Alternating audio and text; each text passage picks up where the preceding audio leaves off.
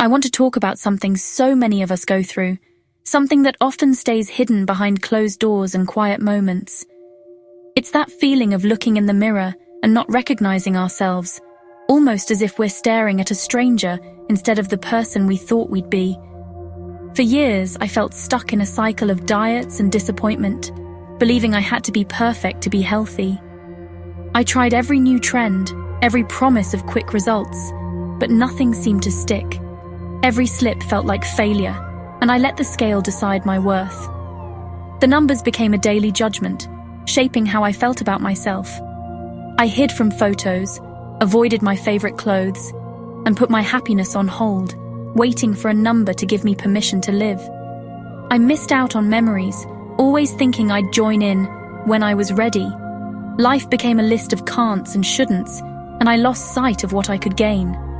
I focused so much on restriction that I forgot about joy, connection, and self-acceptance. The real problem wasn't food, it was the story I told myself, that this journey had to be miserable to work, that struggle was the only way forward. But that story isn't true. There's a better way, one that's kinder, more hopeful, and actually possible. And it starts with changing the story we tell ourselves. My turning point came on a regular Tuesday in my backyard, a day that started out just like any other. The sun was shining, the air was fresh, and I was lost in my thoughts, not expecting anything out of the ordinary. Suddenly, my kids burst outside, full of energy, and asked me to play tag with them. Their laughter echoed across the yard, and for a moment I hesitated. I almost said no, thinking of my to-do list and how tired I felt. But then I saw their faces, so hopeful, so full of life, and realized I wanted to be part of their joy, not just watch from the sidelines. That day, I ran, slowly, out of breath, but laughing harder than I had in ages. My heart pounded, not just from the effort, but from pure happiness. For the first time, moving my body felt like celebration, not punishment. I realized I could choose joy over obligation. That night, I stopped asking, how can I lose weight? And started asking, how can I add more joy to my day?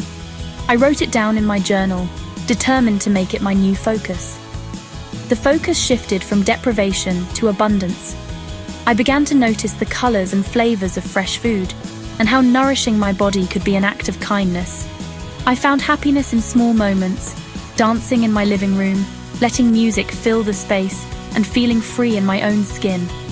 I started walking just to enjoy the flowers, to breathe in the scent of spring, and to laugh with my kids as we explored together.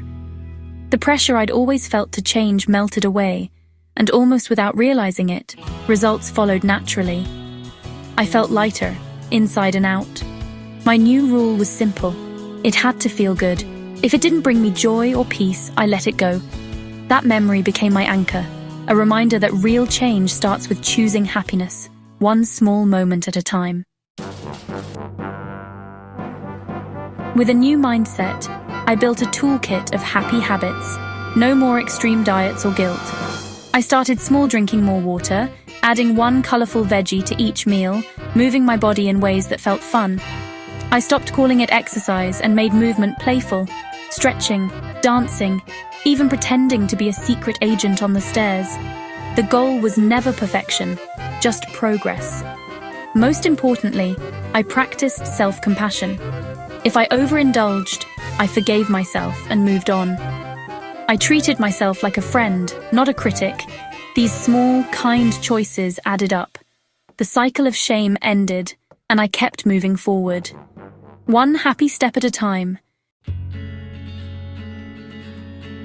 The biggest shift for me was learning to truly love the process, not just chasing after the finish line. I realized that if I only focused on the end goal, I was missing out on so many meaningful moments along the way. Embracing the journey meant appreciating every step, every effort, and every small improvement, no matter how tiny it seemed. I started to celebrate small wins, like taking a walk, drinking more water, or simply feeling good in my body after moving. These little victories added up, and I found myself looking forward to them each day. I even started a joy journal, where I tracked moments of happiness, gratitude, and pride instead of just calories or weight. Writing down these positive experiences helped me see progress in a whole new light. This simple habit rewired my focus from worrying about what my body looked like to celebrating what it could do and how it could feel. I became more aware of my strength, energy, and resilience.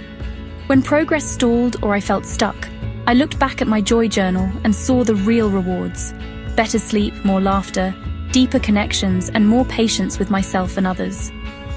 The journey itself became the reward, filled with moments of fun, growth, and self-discovery.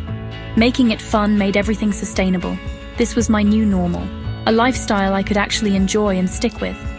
Weight loss became a natural side effect of living a happier, more fulfilled life, rather than the main focus. In the end, I realized the real destination was always a feeling, a sense of peace, confidence, and joy, not just a number on the scale. If you're at the start, feeling frustrated, be gentle with yourself. You're not broken, you're already whole. This journey is about rediscovering your joy, not becoming someone else. Forget perfection, just show up for yourself with love. If you have a tough day, ask, what's one small, happy thing I can do today? Listen to your body, move in ways that feel like play, and speak to yourself with kindness. Start with a smile, a walk, or a kind word in the mirror. You have everything you need inside you. This is your story, make it a fun one. You are stronger than you know. I'm cheering for you.